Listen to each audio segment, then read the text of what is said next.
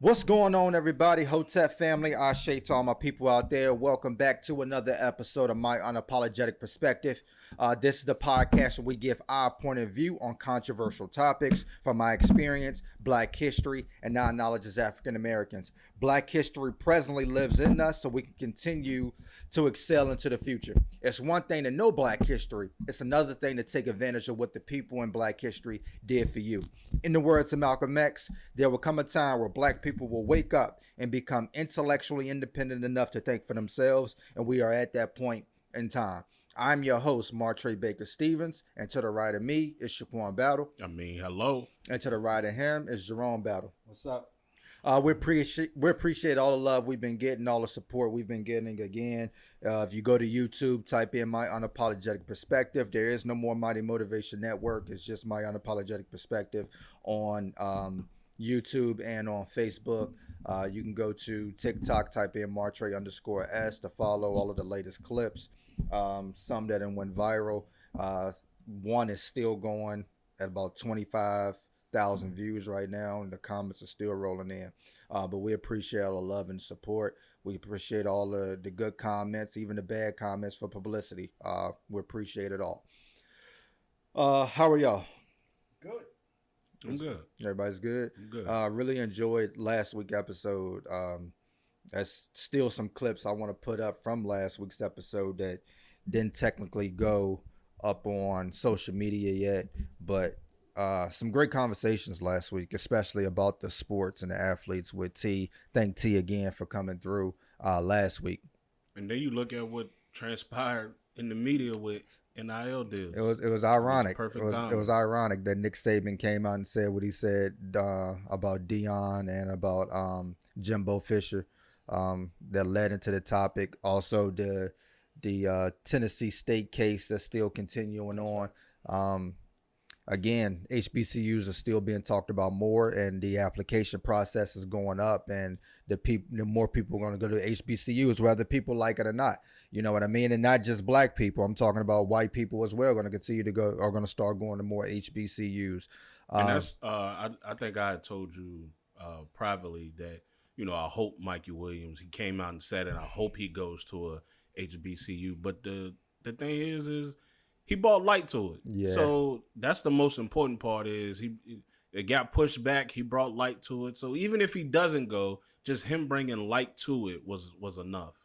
I thought it was interesting too that what Nick Saban said also kind of gave a segue into what we were talking about when people feel like their privilege is being threatened. Yeah. And Alabama has had that privilege for many, many years, and now it's being threatened. It's just the irony of it is in a lot of senses being threatened because it's equaling the playing field. Mm-hmm. It's not giving anybody an advantage. Right. It's taking your advantage away. Yeah. And white America doesn't typically like that. We're going to jump into a current event topic today. As we do on this podcast sometimes, that we need to be doing more frequently. It's just talking about current events and how that ties into Black history. Pops, you came up with the article that you wanted to talk about, the current event that's going on now. I'll let you set the stage for it, and we'll go from there. Well, before you go, I told Bake last night in private, I'm glad you chose this current event because I didn't know anything about this. Yeah, I chose this for many reasons, and we'll get into depth a little bit more about why this current event struck a nerve with me. But it's a group of New Orleans residents that filed a lawsuit because they recently found out that their homes were built on a toxic landfill and that the government knew about it. And they filed a lawsuit and they won $75.3 million. And at the beginning of this, when you hear $75 million, you think great win, right? Right. No. Let's put this in real perspective. There's about 5,000 residents in this area. I think it's called Gordon Plaza and Press Park. Mm-hmm. Is what the area is called. And these residents, there's 5,000 residents they're titled. They have homes, ownership. So just so people can understand, 5,000 residents. The town of Bedford right now is about 6,500 residents. Mm-hmm. So it's about the size of the town of Bedford. Mm-hmm. Don't ask how I know that, but that's what it is, right? So a town about the size of Bedford, these residents won a $75 million lawsuit. Mm-hmm. 5,000 residents. And people, if you know math, if you don't, break out your calculator real quick and do the math. If you divided $75 million up, and we're gonna forget about lawyer fees right now. Just look at 75 million divided by amongst 5,000 residents. They're looking at about $15,000 a piece, right? I don't know where in America you can buy a house for $15,000, but let me know because I want to see what it looks like, right? But so it's not a lot of money. Yeah. And in most cases, it's not even enough money to pay off a current mortgage, which part of the settlement is they're not going to have to worry about that, right? Which is great. So you don't have to worry about any existing loan for the home. Mm-hmm. Relocating, there is some help in helping them be able to relocate and hopefully purchase another home. But here's the problem. Notice I used the word help. So they go from having freedom of owning their own home to now I need help from the government in order to be able to move on with my life. Yeah. So once again, people who became independent of the system is now becoming once again dependent on the system. Yeah. The system that we know was not created for them. It was created against them. Mm-hmm. And now they got to rely on that system to get back to where they were before for themselves and for their families. So. That's key because they claimed back in the late 70s when they advertised this, they wanted this to be for Black people. That's right. Right. So they pushed the narrative that they wanted African Americans to move to this specific place because this is the place where they can build for middle class African Americans. The problem is before 1970 up to 1958, I'm sorry. 1958. This was just a land dump. That's right. This is a place where they would a landfill where they would just dump this toxic waste and all of these other things. And then you clear it out. And then 12 years, 13, 14, 15 years later, you say, this is the area where we want you to live in. This is an opportunity for you. That's right. Right? But even with all of that, you buy your homes. We understand the racial gap between wealthy and white, wealthy and African Americans in this country. Largely is due to home equity. That's right. Home ownership that we talked about on this podcast previously. That African Americans were discriminated against in redlining and the urban renewal plan and all of these different type of things to deteriorate their wealth and push them into areas what we call the slums. This was supposed to be a win for Black people. It was a Black mayor at the time who really pushed for this. This was supposed to be a Black win. And you said recently, the problem is this was being discovered back in 1993. That's right. And we're in 2022, right? That's right. So we just see the no urgence, right? The non-priority to fix what was already broken. That's right. So what you do is you have a system from the ground level that's broken and you build on top of it and you call it progress. Yeah, you mentioned two key words. First, let's go back to the word you mentioned was equity. So one of the things that when you start talking about economical, and in this case, we're going to talk about environmental, we wanted environmental equality. What they were trying to give us was environmental equity, a home equity. Look it up for those that want to know what that means. But that's what they thought they were giving us. That's not what we want. Mm-hmm. We're looking for equality, not equity. Equity means money. Once again, this is America telling you that all they really care about is money. They really care about you, the people, care about money. We don't care about the equity. We'll get that. You put us on an equal playing field, we will get the equity, right? But also, this is systemic. So you talked about the system, which is important. Yeah. Because the system is geared towards these type of things. They actually have lingo in these district zonings, in your local government offices, all the way up to the federal level, terms like not in my backyard, terms like path of least resistance. Mm-hmm. These are actual words that are in this legislation that they use for zoning and rezoning. Mm-hmm. And so when you talk about, let's just look at path of least resistance. We talked about this on many podcasts before. Another form of segregation is putting black people in a specific area, but they have no control over anything in that environment, whether it be the government officials, economical development, financial opportunities, employment, housing. They don't own anything. They're not a part of it at all. Mm-hmm. Another form of segregation. So when you have landfills or sanitation companies talking about developing something in your area, putting something in your area, putting a plant in your area, why don't they go to the white neighborhoods? They're going to resist. Yeah. They're going to resist. First. Second, they have representation in the government. So they have people that's going and saying, no, you can't bring that here. Right? So where did they go from there? Yeah. Go to the black community, path of least resistance. Mm-hmm. There's nobody going to these meetings to represent these folks, telling them no, until the pipeline started.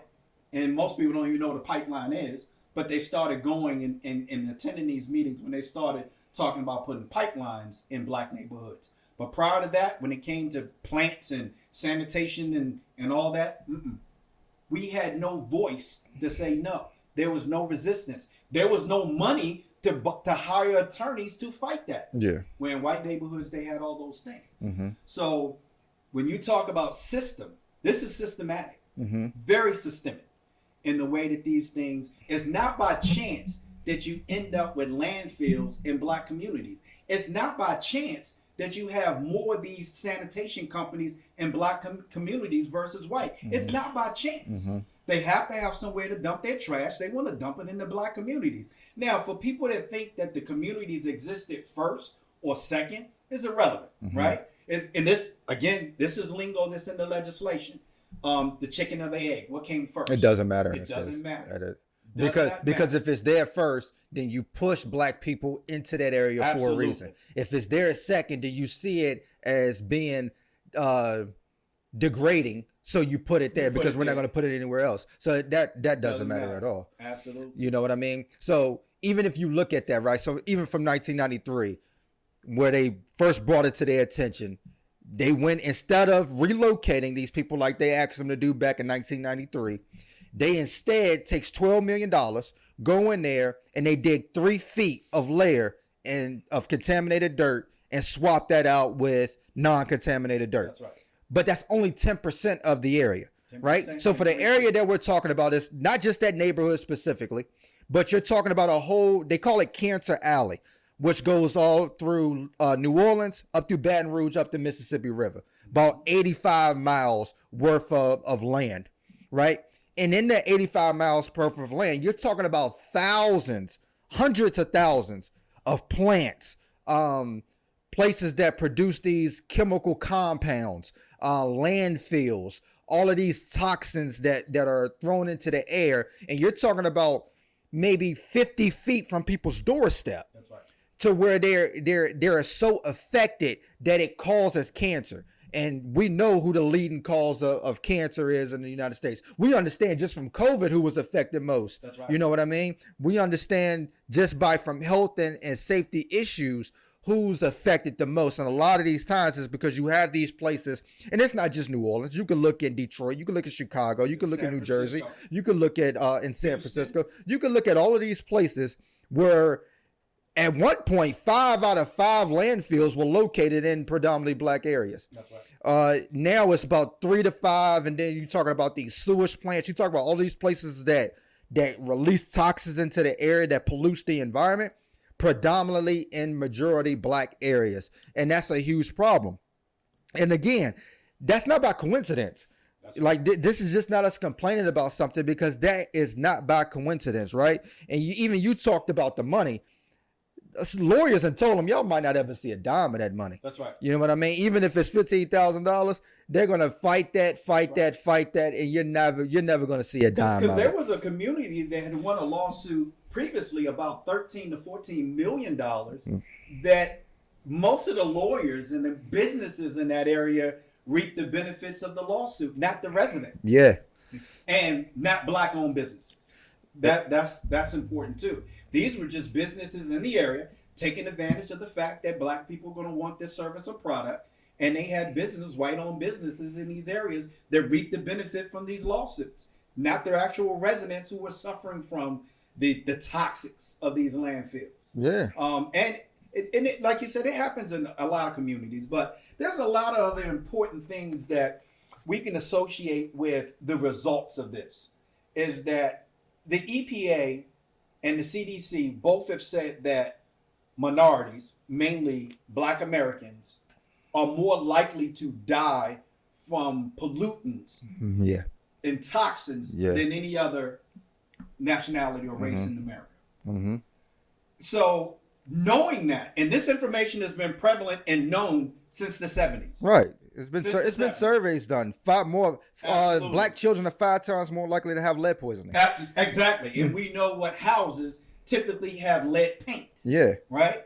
So again, I said at the beginning, when you said system, that's huge. Right. Because this is not an individual. So when we talk about racism and we talk about prejudice and we talk about discrimination, normally we talk about a person, right? Or an organization. We're talking about an entire system. Yeah. That is geared towards, once again, minimizing the value of black people. And most people don't know what, and that's the thing, right? Because we did get one bad comment, and it was talking about the HBCUs, how more black athletes gonna go talk about HBCUs, right? And one person commented on YouTube and said that's racist to try to send more black kids to HBCUs. What? But the problem, here's the problem, right? I think most people don't understand what the term racism is. That's right. Right? Even black people. Most people think that racism is just me calling you a nigga, right? Or me doing something to you, discrimination with police brutality. That's just what racism is in a nutshell. That's why we have this podcast, right? Because racism stems from historical concepts, historical policies that still affects us today. And housing is one of the main ones. And we have to be able to understand what true racism is, because when you talk about things like this that affects predominantly black areas, that's something that was put into place by white America historically to keep blacks segregated, keep blacks we talked about the Urban Renewal Project that, again, like I said earlier, right? TikTok, our biggest viewer video was talking about Black Wall Street. We understand what happened at Black Wall Street. Most people do now that a riot took place, a race riot that was put up on black people. Rosewood, the same thing. But again, like we had the episode, we don't talk about the Durham, North Carolinas. We don't talk about the Jackson wards up here in Richmond. How a lot of them places, even in Roanoke, like Jordan Bell was talking about, that happened at in Roanoke, is we don't talk about the Urban Renewal Project, right? Gainsborough. We don't talk about the Urban Renewal Project, how the zoning, how most of the highways that came through America went through predominantly black areas or minority areas. Right. These places was to segregate and separate and cause people to move into the slums, right? And when this happens, you create places like this that are built on toxicity, because at the time we'll say, hey, look, we're giving you progress. We're giving you these are homes for you. But then 20 years pass and you realize that was a fad that as you hoodwinked me. That's right. You know what I mean? That's right. What are your thoughts? I'm not making a correlation, but you think, what was a month ago, Bedford had a situation that happened at the water plant. What side of town is that on? Right. That's a fact. It's not over there near the hospital. It's not on 460. What part of town is the water plant at? What side of town is the landfill at? A place where they built the first black school. That's over there on Orange Street. It's on the predominantly black side of town. Mm-hmm. But you know, I mean, you had said something earlier, but the EPA sent out a 20 million soil swap. yeah. They rather spend $8 million more to swap the soil than to move people. You're not doing nothing but taking some of the contaminated soil out, putting uncontaminated soil with contaminated soil. Because it said it only removed 10% of it. I just want you. How deep down do they bury your body? 6 feet. They only dug 3. There's a reason. There's a reason that they put a body 6 feet under, right? But you're only gonna swap. You're only gonna take off 3 feet and replace that 3 feet. So you think the toxin is never gonna come? Well, let me go one different direction real quick. The Flint, Michigan water situation. Mm-hmm. Who are the predominantly affected residents? African Americans. And we're not going to talk about the cause. Let's talk about the reaction, the response, because I think it's important that we understand systematically how we get to this point. Yeah. But when there's an opportunity to right a wrong, America's slow to react. Yeah. The response further proves the prejudice and discrimination that we continue to talk about. That I like to call environmental racism, right? Because that's what it is. So the response rate for Flint, Michigan went weeks. Yeah. You discussed it for weeks before you did anything. Yeah. You discussed it for weeks. And they can talk about who the president of the United States was at that time. I don't give a shit. Yeah. All right. The local officials had the authority to do whatever it took to fix the problem. Didn't happen. Let's go back a little bit further. Let's go Hurricane Katrina. Let's talk about that for a quick sec. Okay. The levees weren't able to withstand 1/10 of what it should have been able to withstand. Yeah. For this storm. It was a huge storm. But yet the levee should have been able to withstand the impact. Could not. Okay. It flooded. All right. People who live in that environment understand the risk. It's created below sea level. You understand the risk when you're there, when you go there. You decide the French, you can blame them for that. I don't know who would have thought of let's build the city underwater. Whatever. But you understand the risk. It's the reaction. So FEMA, federal agency, is supposed to provide assistance to those affected through a disaster, like in this case. Slow to react. Why? And we can talk about that now. That area is 52% white now versus it used to be 67% black. We can talk about that now. But at the time, it was 67% black. Yeah. And most of those residents that got washed out and had to relocate. were black. Right. Slow to react. We can talk about Haiti. Slow to react. Yeah. We're not just talking about America now. We're talking about the world. Slow to react. We were quicker to react to Russia invading Ukraine than we was anything regarding black people. Yeah. We're quick to respond to that. But something regarding black people, slow go. Oh yeah, absolutely. We're gonna take a quick commercial break. We'll be right. And we are back. We're gonna jump right back in. Going back to the Flint, Michigan situation. We know from our mindset in America that if that was to happen in a predominantly white area, that would have been fixed immediately. It would have been more prioritized for it to be fixed. Because again, we understand the disparities with value, right? It is not just a race value, because one thing you have to understand that when it comes to living in a predominantly black area versus a predominantly white area, the home value is a lot higher in a predominantly white area. So when stuff like Katrina happens, we know who's the priority. That's right. The high valued area, because the higher value you have in your neighborhood, in your home, the more assistance you'll get and the resources that you get. And you talked about Katrina. We can go back to Hurricane Harvey in Houston as well. We could talk about these things, but even just in Katrina in Houston, we know that the predominantly black areas are on a lower level than the higher white America.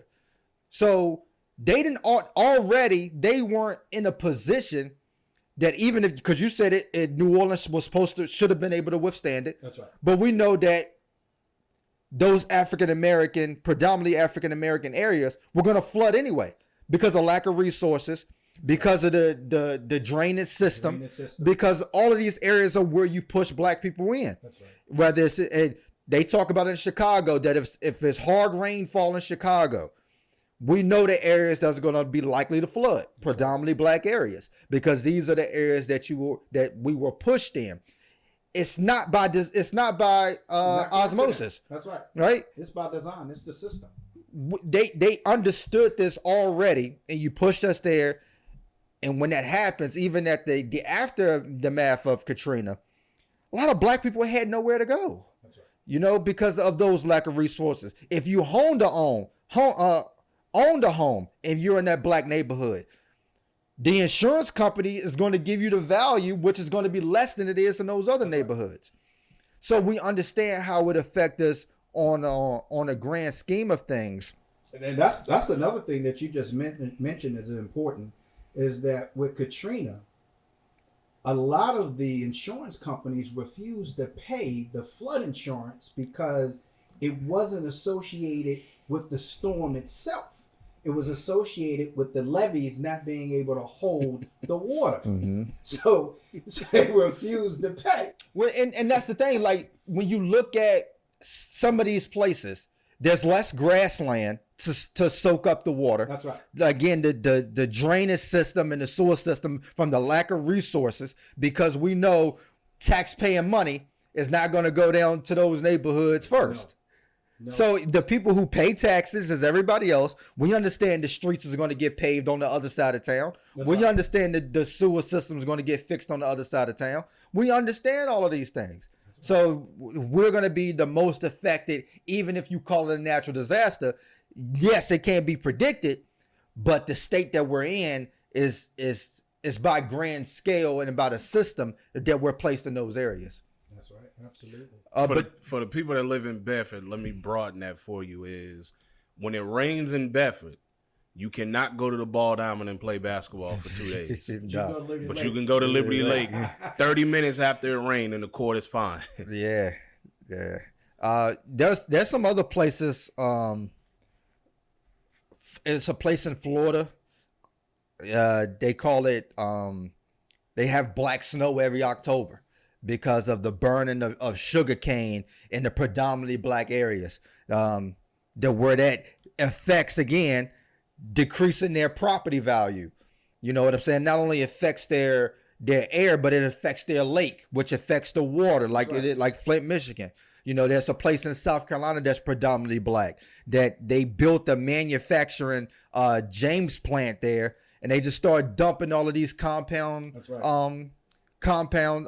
toxins right there in their backyard. And for the people, for the listeners that want to know why black people choose to buy houses in a community where other black people live, I can give you a couple reasons. One, you accept it, right? So you're moving to a community where people who look like you, right? And you feel comfortable in that environment, for sure, right? Yeah, would people of our race love to buy a house in a white neighborhood if they felt like they were going to be accepted? They felt like they could go to work and not have to worry about their houses being vandalized. If they could feel like they could come home and not get arrested by the cops because the cops didn't know that they lived in this nice house in this white neighborhood. If they felt comfortable and safe, they would do that. But they know they can do that in the black community. But that's only part of it. The other part is, and we talked about this a little bit yesterday, Bick, is that Friday, is that the opportunity to be a homeowner does not come easy for most black Americans. No. Right? So when they have these type of communities that they're building, that they're actually targeting black Americans to purchase these homes, to become homeowners, and that's how they sell it to you. I like that word better, because that seemed like this is what it was. And even if it's targeted, now with these cases coming up, now we're thinking, why us? Why you want us there? Exactly. So what they do is they make the opportunity and the potential of being a homeowner which that means is securing the loan. How do I qualify for the loan? So they lower the standards for you to be able to buy this home. So for most people who are not in the finance industry, in order to secure a loan for a home, they look at debt to income ratio to determine whether you can afford the home without putting yourself in stressful situation to be able to afford it. In most cases, when it comes to blacks, one or two things happen. Either they give you the loan knowing you can't afford it, or they lower the standards a little bit, one of the two. So either way, it puts you in a situation that if they lower the standards, it's for a reason. Mm-hmm. Because the property that you're buying ain't probably worth the loan that they're giving you. Yeah. But they don't tell you that. They know, because usually when you're going to buy a home or you're going to buy a car, it's because you need one. Mm-hmm. It's not because you want another one. It's because you need it. They know that. They take advantage of the fact that you need it and you can't go anywhere else. So for the people that go buy a car and you end up with a payment for a $22,000 vehicle and your loan payment is like $600 a month, that's because you either had bad credit or you had no money to put down. Mm-hmm. They're taking advantage of you. Mm-hmm. On a larger scale, that's what they do in the home industry. They take advantage of you. And you end up spending a large portion of your salary to make that monthly payment. Yeah. And then when something big happens, you can't afford to fix it. You can't afford to relocate. In the case of this situation with this toxic landfill, they're stuck. Yeah.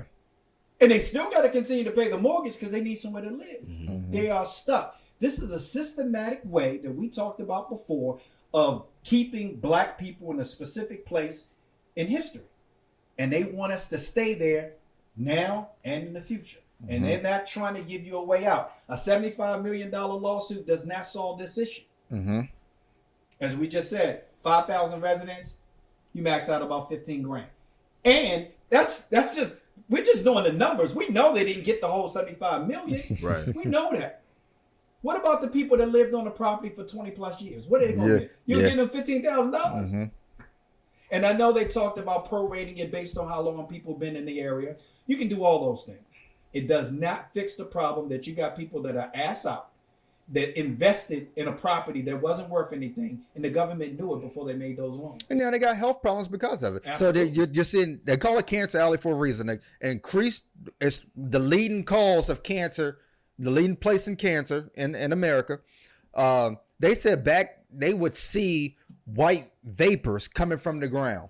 You know what I mean? They would see these things, man, and you can just imagine that your kids are out there playing in dirt. You're planting gardens, you're planting trees, and all of these things is contaminated. And now you have developed these problems, dementia, That's right. all of these type of things based off of what's going on. And it's not just the housing communities. You're talking about the public schools that's affected in these areas. Places where they're having asbestos, again, lead poisoning. That's right. All of these are in the schools. What's that town that Hank Aaron came from? African Town.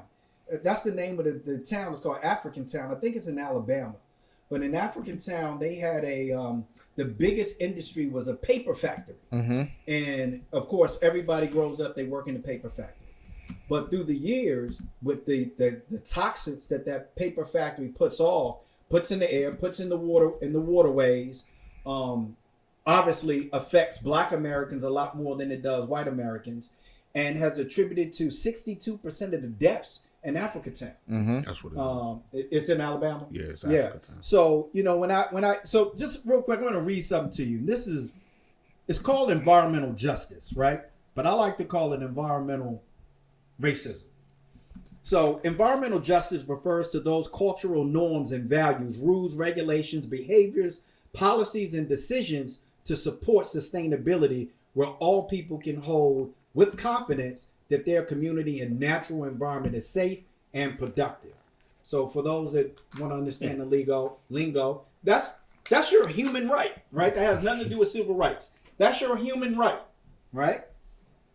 Environmental justice is realized when all people can realize their highest potential without interruption by environmental racism or inequity. Environmental justice is supported by decent paying, secure jobs and quality schools and recreation, decent housing, adequate health care, all at an equal rate. Mm-hmm. So we don't get that. So when we talk about justice and we talk about equality, we normally are talking about treatment. We're not talking about environmental. But environmental is where I live.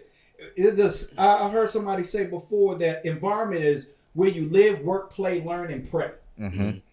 If we don't get equality there, how are you going to give us equality anywhere else? Mm-hmm. So environmental racism is probably the largest form of racism that we face today. Mm-hmm. Because it includes everything, including education.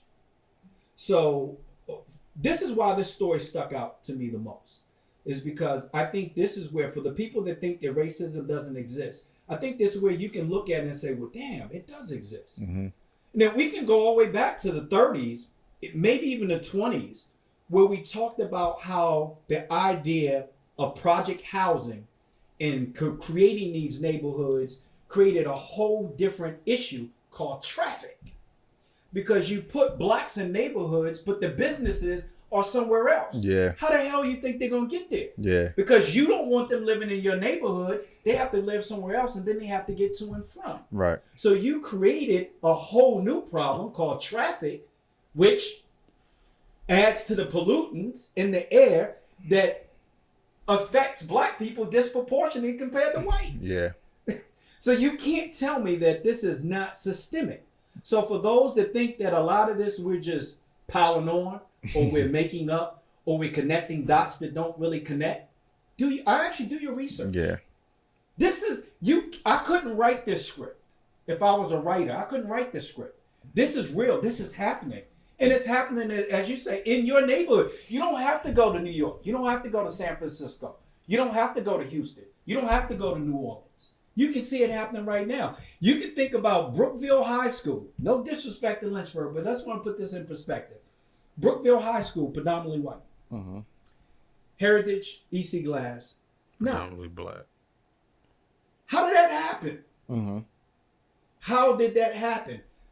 Let's go newer. Let's go you guys' generation.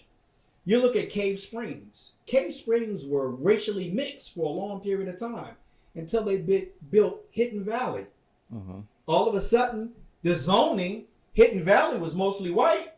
Cave Springs, mostly black. Mm-hmm. So this is not something that somebody's making up. This happens every day, and it happens in your neighborhood. The thing is, when it happens, we have no representation from our communities.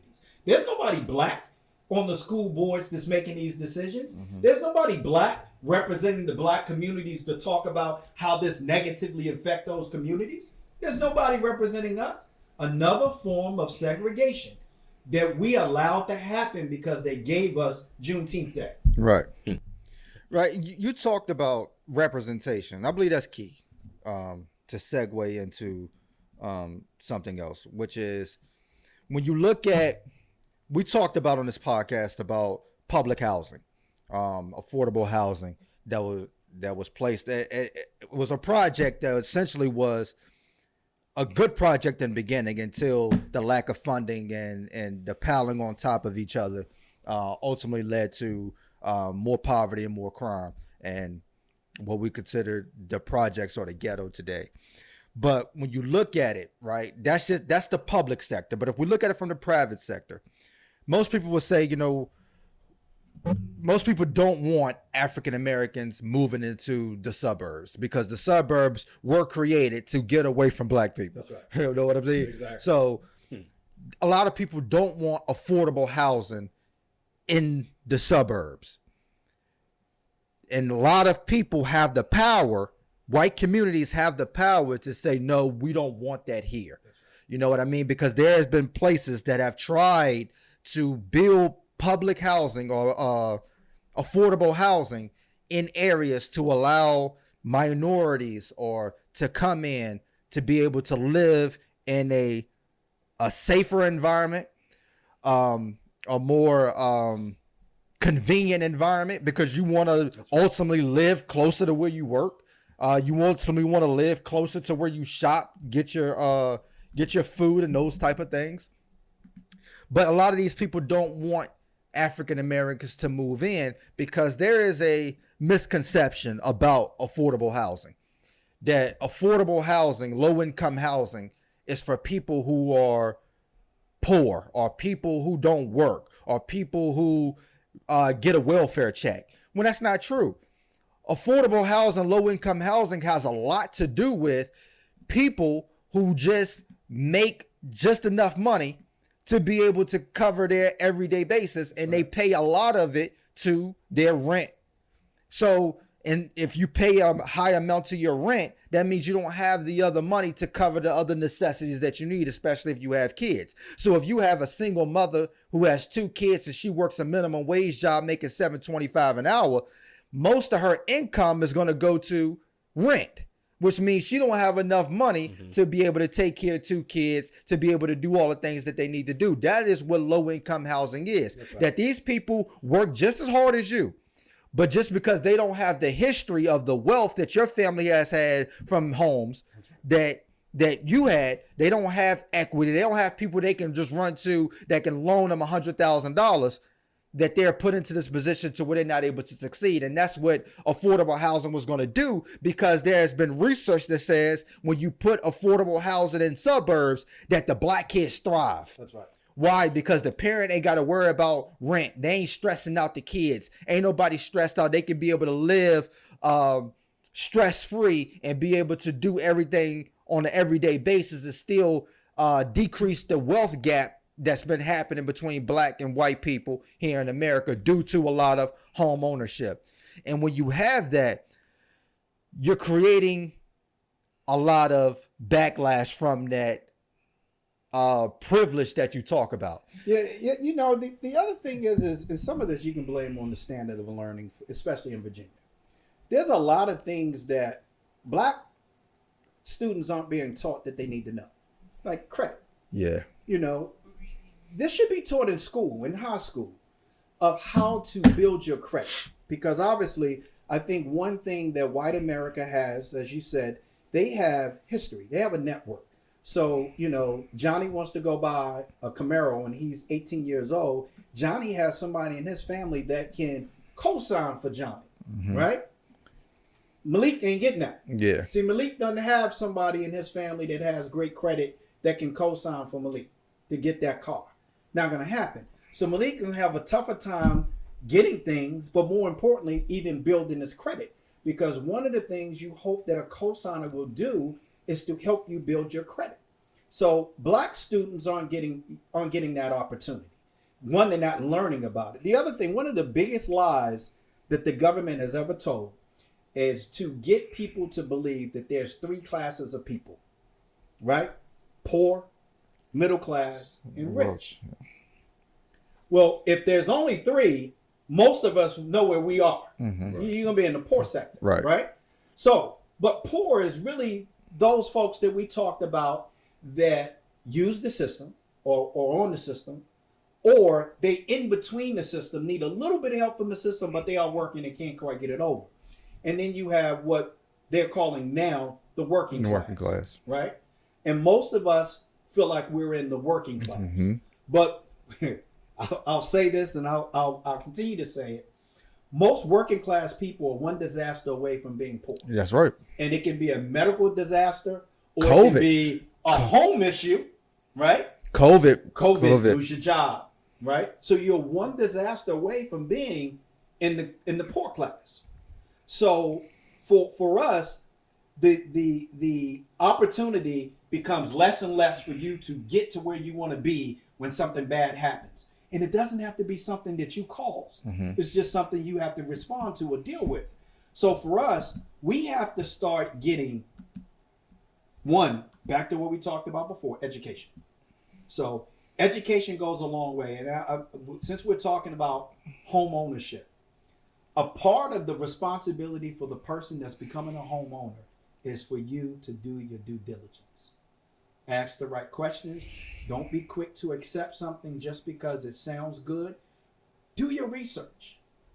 It is incumbent upon you to do your research, because at the end of the day, a lot of these loans are secured by the fact of homeowners' information.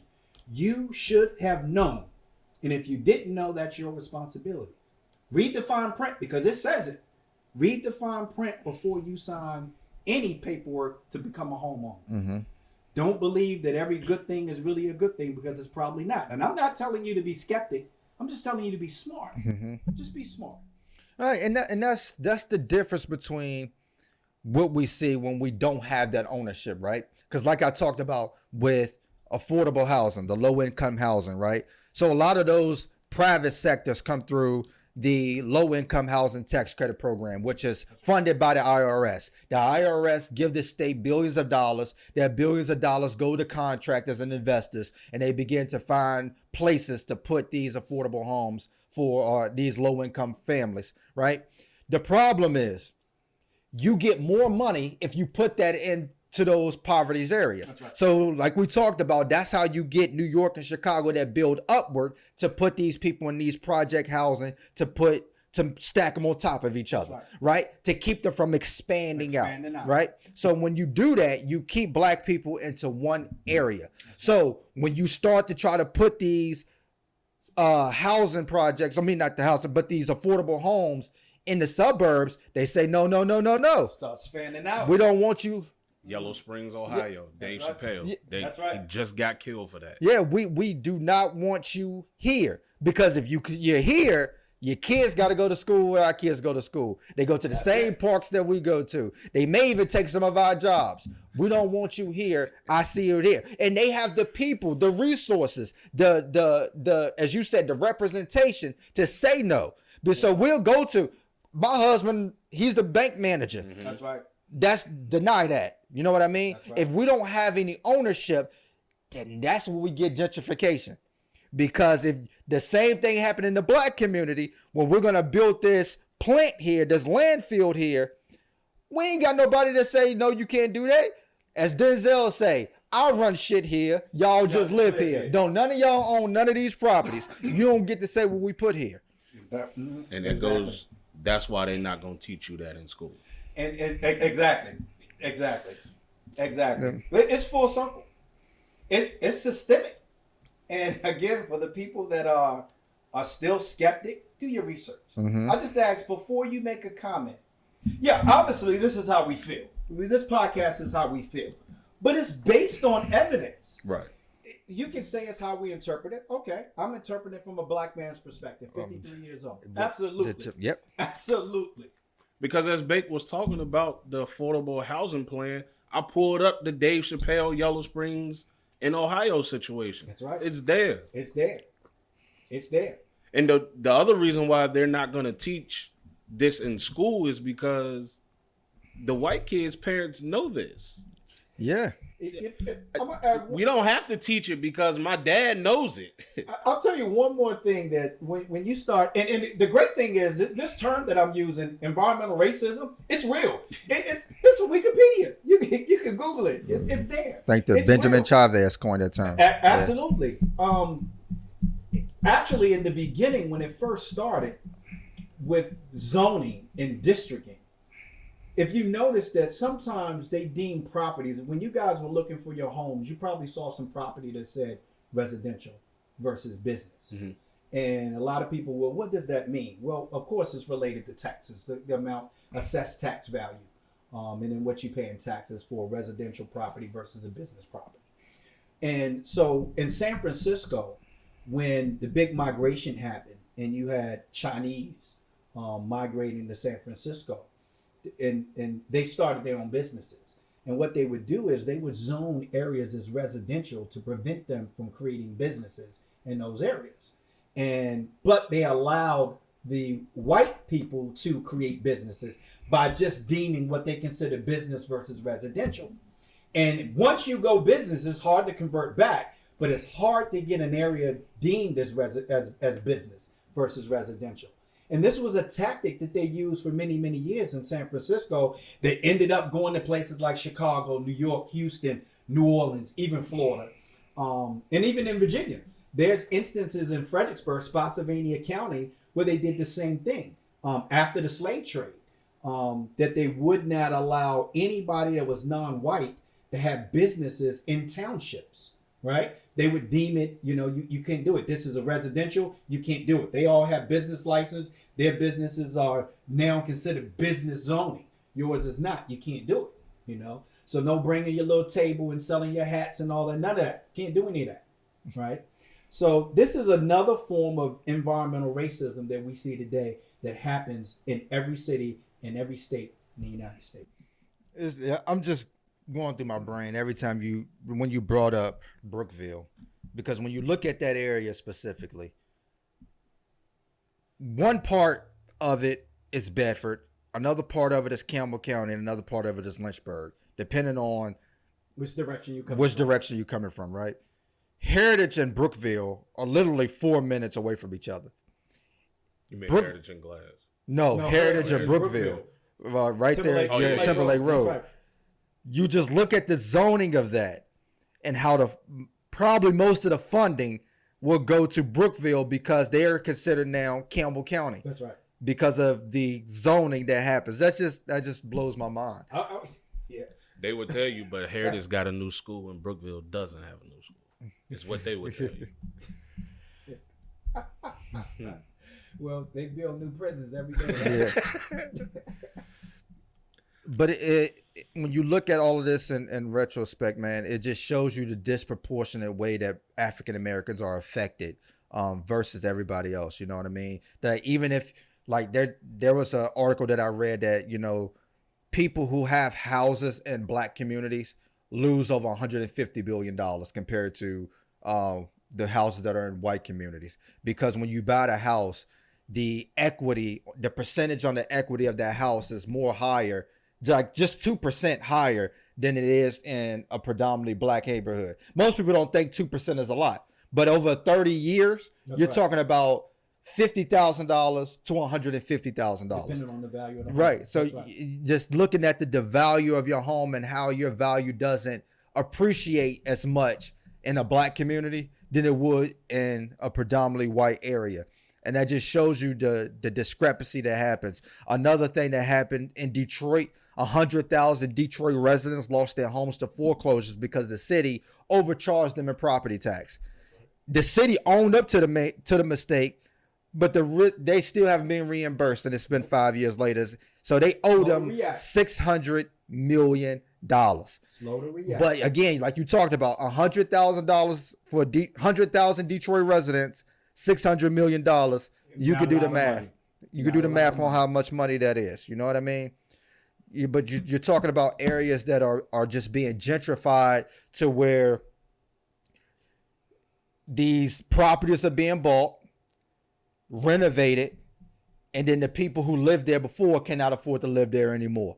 And push those black people to even poorer communities because they can't afford to live there. Business owners, you build these high enterprise places in these black communities, and you drive out the black owned businesses because of the value that's going up into this neighborhood. Right. So it's opposite with gentrification. And we are back. Before you get started, let me clarify something. Somebody on DC says not Capitol Hill. I'm sorry. Somebody from DC sent me a text. Man, what you talking about?